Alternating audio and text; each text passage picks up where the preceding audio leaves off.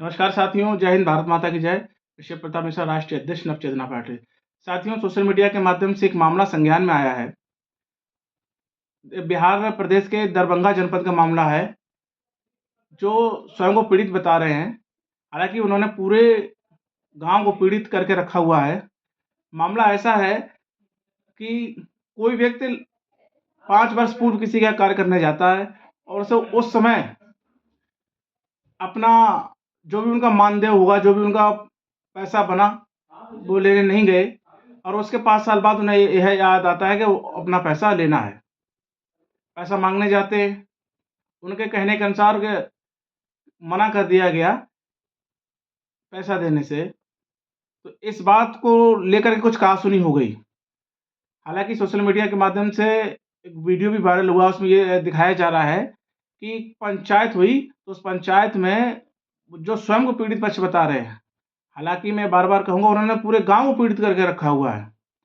जो स्वयं को पीड़ित बता रहे हैं, उन्होंने पूरे गाँव पर लगभग 200 से अधिक ब्राह्मणों पर एससी-एसटी एक्ट के तहत मुकदमा दर्ज कराने का प्रयास किया। हालाँकि उसमें कुछ अ, ब्राह्मणों पर मुकदमा पंजीकृत भी हुआ है, कुछ गिरफ्तारियाँ भी हुई हैं। कुछ तो ऐसे नाम हैं जो स्थानीय स्तर पे हैं ही नहीं, वो बाहर किसी अन्य प्रदेश में या अन्य किसी जनपद में रह रहे हैं, अपना जीवन यापन कर रहे हैं। लेकिन बावजूद इसके, इस प्रकरण को सरकार ने गंभीरता से लिया है और तथाकथित पीड़ित पक्ष के हित में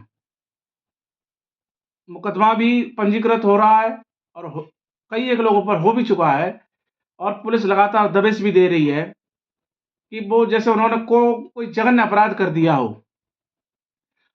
प्रशासन ने जानने का प्रयास बिल्कुल नहीं किया कि 5 वर्ष के बाद उन्हें यह याद आई कि उनका पैसा जो उनका पारिश्रमिक बना हुआ है, वो 5 वर्ष पहले उन्होंने नहीं माँगा, कोई बात नहीं।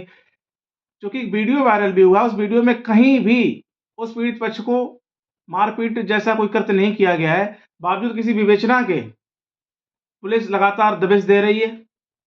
वो दबिश इसलिए दे रही है क्योंकि उन्होंने एससी-एसटी एक्ट के तहत मुकदमा पंजीकृत कराया है। ये जो ब्रह्मास्त्र, जो केंद्र की भारतीय जनता पार्टी की सरकार ने इस एससी-एसटी एक्ट को और मजबूत करके जो इन लोगों को दे दिया है, जिसका वो नाजायज़ फ़ायदा उठाते हैं। कहीं ऐसा भी है, हो सकता है कुछ 1-2% ऐसे मामले भी आए हों कि ठीक है, अगर आपने वास्तविकता में कुछ हुआ है ऐसा, तो जो दोषी है, इस पे कार्रवाई होनी चाहिए, उसके पक्ष में हम भी हैं। हमारा पूरा संगठन, हमारी नवचेतना पार्टी, पूरा संगठन इस पक्ष में है कि जो पीड़ित है, उसकी मदद हो और जो दोषी है, उस पे कार्रवाई हो। बावजूद इसके प्रशासन ने ना कोई विवेचना की, ना कोई जाँच की, लगातार दबिशें देकर तमाम ब्राह्मण परिवारों को निशाना बनाया जा रहा है, इस एससी-एसटी एक्ट को लेकर के। और वास्तविकता में अगर जाँच हो जाए और पूरी ईमानदारी से विवेचना हो जाए, तो जो स्वयं को पीड़ित पक्ष बता रहा है, वही दोषी पाया जाएगा।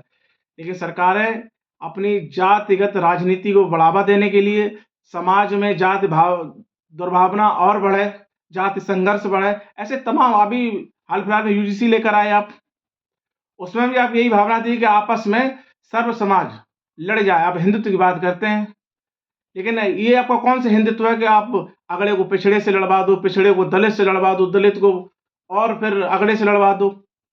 ये आपका तथाकथित जो हिंदुत्व है, वो आने वाले चुनाव में आपको सवर्ण समाज ये आपको सीख दे देगा कि जो आपने गलती की है, वो गलती कम हो सकता है आपको मौका भी ना मिले सुधारने का, क्योंकि सवर्ण समाज इस बार पक्का मन बना चुका है कि आने वाले भविष्य के चुनाव में वो अपनी पूरी ज़िम्मेदारी के साथ, जो उस पर लगातार अत्याचार हो रहे हैं, जो लगातार उसको निशाना बनाया जा रहा है, उसके खिलाफ जो रोष है पूरे समाज में, वो आने वाले चुनाव में आपको देखना पड़ेगा।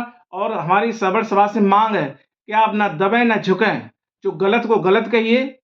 कोई भी प्रशासन आपके विरुद्ध अगर ऐसी अनैतिक कार्रवाई करता है, तो उसके खिलाफ आवाज़ उठाइए और हो सके तो आप आंदोलन के माध्यम से सरकारों को जगाने का प्रयास करें। हालाँकि जो चुनाव आ रहे हैं, उन चुनावों में जो आपने पूर्व में गलती की है, वो गलती नहीं करनी है, आपको अपनी भूल स्वीकार करनी है और सरकार को ये संदेश देना है कि जो सवर्ण समाज को लगातार आपने एक एक ऐसा उसको वो बना दिया है कि कोई भी आप कानून लेकर के आते हैं सरकार में, तो उसका सीधा-सीधा नुकसान सर्व समाज को होता है।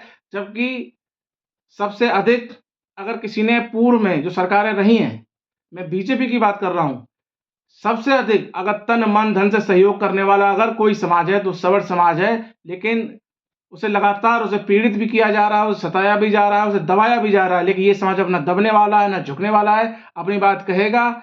और अगर आपने इसमें सुधार नहीं किया, ये जो एससी-एसटी एक्ट में सुधार नहीं किया और इसे बिल्कुल ही खत्म नहीं किया, तो निश्चित रूप से आप मान के चलिए आने वाले चुनाव में आपको इसकी इसका खामियाजा भुगतने पड़ेगा और तैयार रहिए आप। बिल्कुल, अब समय आ गया है कि इस चुनाव में आपको खामियाजा निश्चित रूप से भुगतना पड़ेगा, आप तैयार रहें। और मैं अपील करता हूँ कि आप सोशल मीडिया के माध्यम से ही हो, चाहे किसी भी स्तर से हो, आप लगातार विरोध करते रहिए और विरोध तब तक करिए जब तक सरकारें जाग ना जाएँ और स्वीकार ना कर लें कि वास्तव में जो ये एक्ट बनाए गए हैं, चाहे यूजीसी हो, चाहे एससी-एसटी एक्ट हो, चाहे कोई भी अन्य कानून जो बनाए जा रहे हैं, लगातार उनका एक ही मकसद है कि कैसे भी करके इस समाज को लगातार दबाया जाए, सताया जाए।